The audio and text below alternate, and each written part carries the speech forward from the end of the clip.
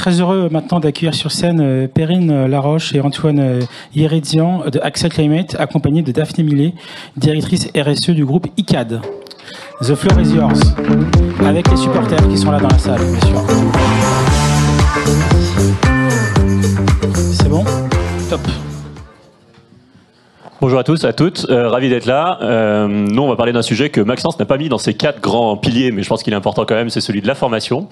On va le traiter d'une façon très précise, c'est qu'en fait, on va revenir sur un cas de déploiement d'un programme de formation précis chez ICAD avec l'aide de la Climate School. Et donc, je vais peut-être vous laisser vous présenter en 2 mots qui êtes-vous et quelles sont vos structures. Bonjour, moi je suis Daphné Millet, je suis directrice RSE d'ICAD. ICAD, c'est une société foncière et promoteur immobilier qui opère en France et nous avons été validés SBTi l'année dernière. Et bonjour, donc moi c'est Perrine Laroche, j'interviens en tant que Key Account Manager au sein des équipes Climate School. Donc concrètement, mon rôle, moi, c'est d'accompagner mes clients dans les déploiements et suivis dans le temps de leur programme de formation environnementale pour qu'on s'assure qu'il y a un minimum d'impact et que les collaborateurs soient bien engagés. Et j'ai eu le plaisir notamment d'accompagner donc ICAD dans leur programme. Alors, on va parler formation. Donc vous avez bien compris quand vous parlez d'un programme de formation. Donc on va rentrer tout de suite dans le vif du sujet. Pourquoi est-ce que ça vaut le coup de parler de ce programme de formation spécifiquement et pas des programmes dont on entend parler tout le temps? Quelle est la spécificité de ce qu'on a fait? Alors, ce programme de formation, effectivement, on est ravis de le présenter aujourd'hui avec AXA, parce que c'est vraiment un programme qu'on a construit ensemble, à la fois sur les fonctions opérationnelles et sur les fonctions transverses. Et ce qui en fait sa spécificité, c'est d'adresser les fonctions support, qui ne sont pas forcément toujours celles qui sont mises en avant dans les programmes de formation. Ouais, exactement. On a commencé ce partenariat il y a à peu près 1 an. Donc la Climate School n'était pas encore très très vieille. On soufflait tout juste notre 2e bougie. Et c'est vrai qu'on avait déjà, on va dire, de belles histoires, mais on n'avait peut-être pas encore la structure optimale pour adresser toutes les typologies de projets. Et ICAD avait vraiment des belles ambitions, des forts enjeux. Et donc du coup, on s'est nous aussi structuré progressivement pour les accompagner au mieux et réussir à répondre à tous vos enjeux. Donc on a là une chouette histoire. Et concrètement, quand on parle de fonction transverse, on parle de qui? Ça fait combien de personnes? Ils sont où? Ils ressemblent à quoi? Alors effectivement, nous on appelle ça fonction transverse, on peut aussi appeler ça fonction support. Chez ICAD, on en a 10. Alors ça peut être un peu différent en fonction des entreprises. Donc ça va être la finance, le marketing, les achats, l'informatique, les RH. Voilà, toutes les fonctions qui accompagnent les fonctions opérationnelles. Et donc ces gens-là, ils partaient d'où? Ils arrivent où à la fin? C'est quoi un peu? Vous pouvez raconter l'histoire?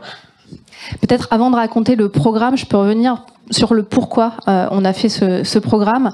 Je pense que c'est aussi intéressant, c'est que fin 2021, on arrivait au bout d'un plan stratégique avec des objectifs RSE, notamment bas carbone, qui étaient assez ambitieux et donc on s'apprêtait à remettre à jour nos ambitions. Du coup, évidemment, on veut toujours aller plus loin, donc être plus ambitieux, aller toujours plus loin dans la réduction carbone. Et en fait, ce que je me suis dit à l'époque, c'est finalement, on va revoir à la hausse nos ambitions, mais est-ce que sur le plan actuel, on est déjà suffisamment solide pour déjà adresser nos ambitions actuelles, et est-ce qu'on va pas perdre les équipes en route à tout le temps augmenter les ambitions? Et donc, on a fait un diagnostic à l'époque. C'était un peu toute l'origine de la démarche pour se dire est-ce que les équipes sont suffisamment outillées, est-ce qu'elles se sont appropriées les enjeux RSE. Donc, on a fait un diagnostic avec un cabinet spécialisé sur la conduite du changement pour pouvoir voir justement où on en était de l'appropriation des sujets. Quitte à faire de la pub pour nous, on peut aussi en faire par d'autres cabinets. Ouais. Ça t'honore. Il s'agissait du cabinet des enjeux et des hommes. Et donc, ils nous ont accompagnés sur ce diagnostic auprès des fonctions opérationnelles et transverses pour voir où on en était. Donc, c'était plutôt rassurant. Ça nous a permis de voir qu'un certain nombre d'outils, notamment d'outils d'aide à la décision, avaient été bien appropriés. Et puis, il y avait quand même 3 sujets sur lesquels on était un peu à la traîne et sur lesquels il fallait qu'on se renforce pour pouvoir permettre cette appropriation. Et ces sujets, c'était le sujet de la communication, à la fois en externe et en interne, simplifier les messages au maximum, parce que voilà, la RSE, ça peut être un sujet assez foisonnant et parfois un sujet d'expert. Donc l'idée, c'était d'arriver à ce que chacun puisse s'approprier de façon simple tous ces sujets. Et puis un sujet de formation, comment au-delà de la communication et de la simplification, on aidait les équipes à monter en expertise, à se former sur des sujets qui évoluent constamment, qui sont de plus en plus techniques, avec des contraintes réglementaires qui évoluent. Et puis le dernier sujet, c'était de se rendre compte que finalement, les fonctions transverses n'avaient aucune idée de l'impact qu'elle pouvait avoir sur la décarbonation de l'entreprise. Vraiment, ça a été un constat unanimement partagé par toutes les fonctions de dire, en fait, voilà, moi je peux dans mon quotidien réduire les envois de mails, peut-être réduire le papier, mais au-delà de ça, je vois pas comment je peux avoir un rôle dans la décarbonation de l'entreprise. Et pour nous, ça a été une vraie prise de conscience à l'époque de se dire, ok, effectivement, c'est une vraie question. D'ailleurs, peut-être que nous-mêmes, on ne sait pas exactement non plus quel est leur rôle, mais on pressent qu'elles ont quand même un rôle important à jouer. Et on a envie, en tout cas, d'adresser ce sujet. Et c'est pour ça qu'à ce moment-là, on a recroisé AXA Climate qu'on avait croisé déjà quelques années auparavant, qui s'était effectivement structuré avec des modules de formation, de sensibilisation spécialisés sur la formation des fonctions transverses, pour que chacun puisse prendre conscience de son rôle dans la décarbonation. Et donc, c'est comme ça qu'a démarré l'histoire. Ouais, exactement. L'enjeu d'ICAD, c'était vraiment de réussir à mettre en action ces fonctions transverses. Et du coup, ils ont pu s'appuyer sur une partie du catalogue Climate School où on vient décrypter en fait par fonction quels sont les enjeux clés. Et l'objectif, c'est vraiment de permettre aux collaborateurs de comprendre quelles vont être ces nouvelles missions, les nouvelles compétences qu'il va devoir maîtriser au quotidien dans son métier pour justement contribuer à cette transformation. Donc ça a été tout l'enjeu de ce programme. Ok, le programme concrètement, je suis quelqu'un en RH chez ICAD, il s'est passé quoi pour moi ? Il s'est passé beaucoup de choses. Donc effectivement, quand on a vu ces modules, on s'est dit, bon, on veut pas que ça devienne uniquement une sensibilisation. Les personnes vont suivre les modules, ils vont se dire, ok, c'est intéressant, effectivement, il y a des choses potentiellement à mettre en place. Puis bon, on sait comment ça se passe souvent avec les formations. 3 mois après, on a un peu tout oublié, on est revenu dans son quotidien. Donc on s'est dit, c'est vraiment un très beau programme, on a envie de le valoriser et que ce soit vraiment un outil de passage à l'action. Pas seulement de sensibilisation, mais vraiment de passage à l'action. Donc on a pris le temps de réfléchir avec AXA Climate, avec d'autres partenaires, de comment est-ce qu'on pouvait accompagner les équipes pour vraiment en faire un outil. Donc voilà, on a réfléchi un peu, on a un peu tâtonné avec les équipes RH avec qui on a copiloté ce projet, et ça c'était vraiment important qu'on soit RSE et RH main dans la main.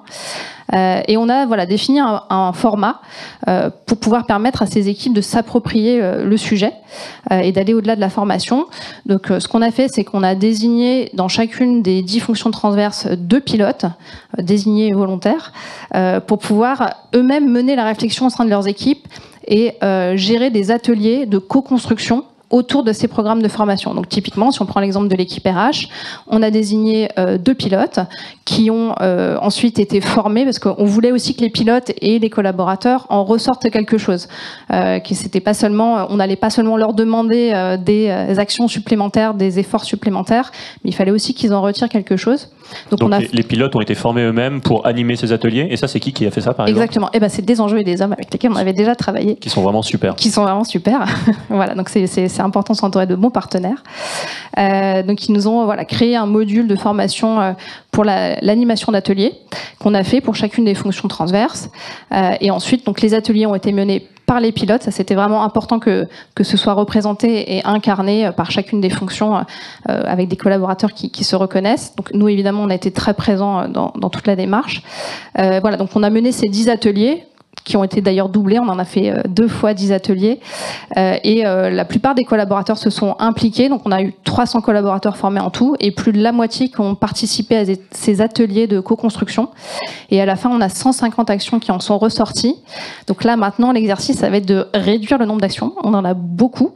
Et on ne veut pas non plus que les collaborateurs se perdent face à la tâche. Donc on va essayer quand même de réduire et de prioriser ces actions.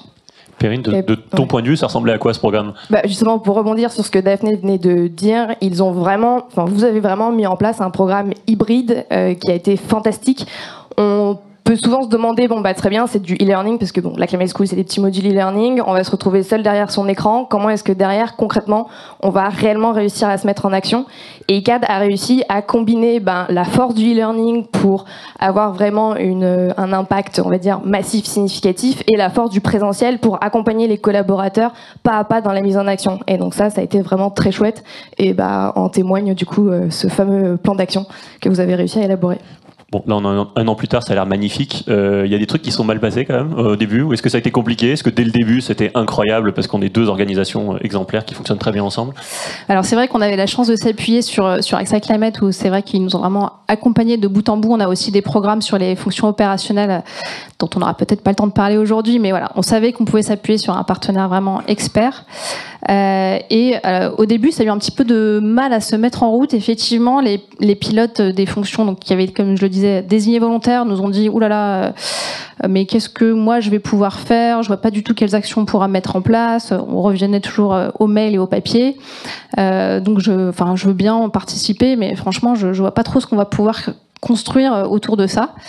Donc ça a vraiment été aussi notre rôle de les rassurer, de les accompagner à chaque étape avec AXA pour pouvoir leur faire prendre conscience que nous non plus, en fait, on savait pas trop où on allait atterrir, in fine, mais qu'on allait faire ce chemin ensemble et que ça allait être une découverte en commun, qu'on allait vraiment les encadrer, les accompagner et qu'on pouvait juste promettre que le format se passerait bien. Après, ce qu'il en résulterait, on verrait bien à la fin.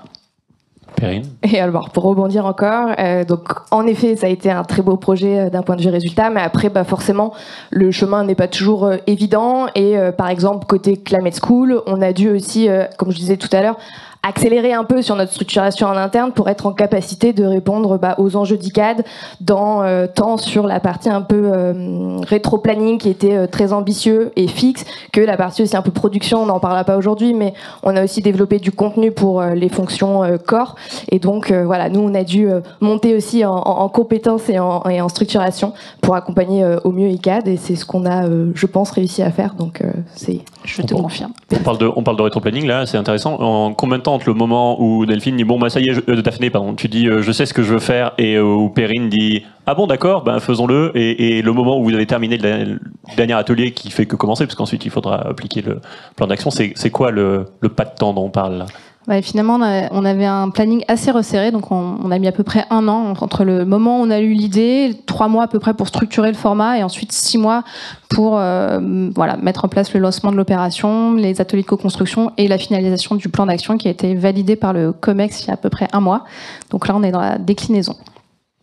Et vous diriez, qu'est-ce qui vous a le plus surpris dans ce programme? Est-ce que vous avez appris un truc que vous n'attendiez pas? Parce que les collaborateurs aient appris des choses, c'est bien. Mais alors, donc toi, Perrine, tu as déjà dit qu'on a été un peu monté en compétences en tant que structure. Mais toi, Perrine, qu'est-ce que tu as appris? On est monté en compétences en tant que structure. Mais moi, ce qui m'a impressionné, c'est surtout la rapidité d'exécution que vous avez réussi à mettre en place avec un programme qui s'est vraiment structuré et accompli en un gros semestre. Tu parlais peut-être d'1 an, mais concrètement, il y a eu une grosse phase d'accélération sur 6 mois. Donc, c'était assez impressionnant. Et ce que je trouve aussi fantastique dans ce cas-là, c'est la montée en compétences dont tu me parlais de vos ambassadeurs qui se sont vraiment petit à petit appropriés les sujets et qui sont maintenant de vrais ambassadeurs climat au sein de l'entreprise. Et donc, c'est des collaborateurs sur lesquels vous allez pouvoir vous appuyer dans le temps. Et ça, pour accompagner votre transformation dans le temps, c'est vraiment d'une grande valeur. Oui, c'est vrai, quand je parlais des 300 collaborateurs, c'est à peu près 1/4 des effectifs chez ICAD qui sont maintenant embarqués sur le sujet. Moi, il y a 2 choses vraiment qui m'ont surprise, parce que, comme je le disais au début, on avait le pressentiment que ça pouvait marcher, mais on ne savait pas exactement où est-ce qu'on allait atterrir. Et donc, moi, il y a 2 choses qui m'ont vraiment marqué dans cette expérience. C'est, premièrement, l'enthousiasme des pilotes. Alors, au début, comme je disais, ils étaient très prudents, voire certains un peu rétifs. Et au final, ils se sont tous effectivement bien appropriés le sujet. Et il y a eu un grand enthousiasme collectif. Je dis, il y a plus de la moitié des collaborateurs qui ont participé aux ateliers. Je pense que ça génère un sentiment de fierté et ça donne du sens dans son métier. Les fonctions transverses sont souvent peu mises en valeur dans les entreprises. On met plutôt souvent l'accent sur les fonctions opérationnelles, celles qui produisent, celles qui créent du résultat. Et là, c'est une façon de les mettre en valeur, de les impliquer dans un projet d'entreprise. Je pense que beaucoup de collaborateurs sont sensibles au bas carbone, mais ne voient pas forcément comment y contribuer dans leur métier. Et là, ça leur permettait vraiment de sentir pouvoir agir dans leur métier au quotidien sur la stratégie de l'entreprise, sur le bas carbone, qui est quand même un sujet qui donne du sens, et surtout de les valoriser, de valoriser leur action, de leur permettre de participer à la construction de leur propre plan d'action. Voilà, ça aussi, c'est motivant quand on se dit qu'on ne va pas subir des nouveaux objectifs, mais bien les décider soi-même. Donc ça, c'était une première réussite qui m'a surprise. Et puis, deuxième surprise, voilà, là vraiment, je ne m'y attendais pas, c'est de constater le pouvoir transformant que vont avoir toutes ces actions sur nos actions opérationnelles. C'est-à-dire que voilà, on peut avoir l'impression que les fonctions support, elles sont finalement assez loin du terrain, mais ces 150 actions que j'ai décrites, elles vont vraiment avoir un pouvoir d'accélération sur toutes nos actions opérationnelles. J'ai été surprise de la qualité, de la diversité des actions. Je ne peux pas en parler, ce sont des sujets qui sont très stratégiques. Non, mais en fait, typiquement, ça va être des actions, et je pense notamment à l'équipe juridique qui s'est beaucoup impliquée, qui a trouvé des solutions qui vont aider à accompagner nos clients. Donc, ils sont même allés sur le terrain un peu de l'opérationnel. Donc, c'est pour ça que je peux pas trop en dire, mais en tout cas, ça va être des actions qui vont embarquer toutes nos chaînes de valeur, nos fournisseurs, nos clients. On parlait des RH. Je peux citer quand même un exemple concret. On a décidé de mettre en place un questionnaire RSE pour tous nos candidats. Donc ça, c'est un projet sur lequel on va démarrer avec les RH. Voilà, ça va pas forcément, parce qu'on a eu des questions de est-ce que ça va être le seul critère qu'on va regarder quand on va recruter des candidats? Non, ce sera évidemment un critère parmi d'autres. Ce sera plutôt pour se juger de la maturité de la personne et de l'accompagner aussi dans son développement. Donc voilà, vraiment ce pouvoir transformatif et accélérateur des fonctions transverses qui m'a beaucoup surpris. On est obligé de clôturer. Est-ce qu'en une phrase, vous avez un conseil pour les gens dans la salle qui ont bien sûr tout à fait envie de lancer un programme de cette envergure? Un conseil? Allez, je commence. Moi, je dirais clairement qu'il faut rattacher ce programme de formation à la stratégie d'entreprise, à votre stratégie d'entreprise. Et c'est ce que vous avez fait, vous, chez ICAD.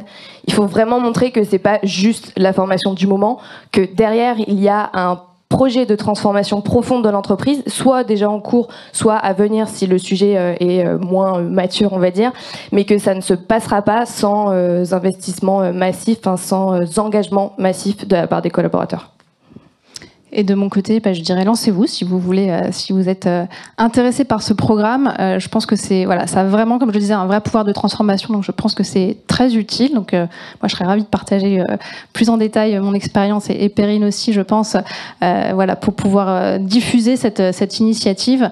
Je pense qu'il faut en conseil être prêt à y consacrer du temps. C'est vrai que nous, équipe RSE et RH, on a quand même passé beaucoup de temps à accompagner les métiers. Ça a été, comme je disais, 10 fois 2 ateliers. Donc si on veut vraiment que ça ait un vrai impact, je pense qu'il faut quand même aussi être prêt à y consacrer un peu de temps en interne, mais qui sera bien utilisé. Ok, merci à toutes les deux. Si vous voulez en parler, venez nous en parler. On est là dans le coin un peu toute la journée. Merci à vous. Merci. Merci beaucoup. Merci Perrine, Daphné et Antoine.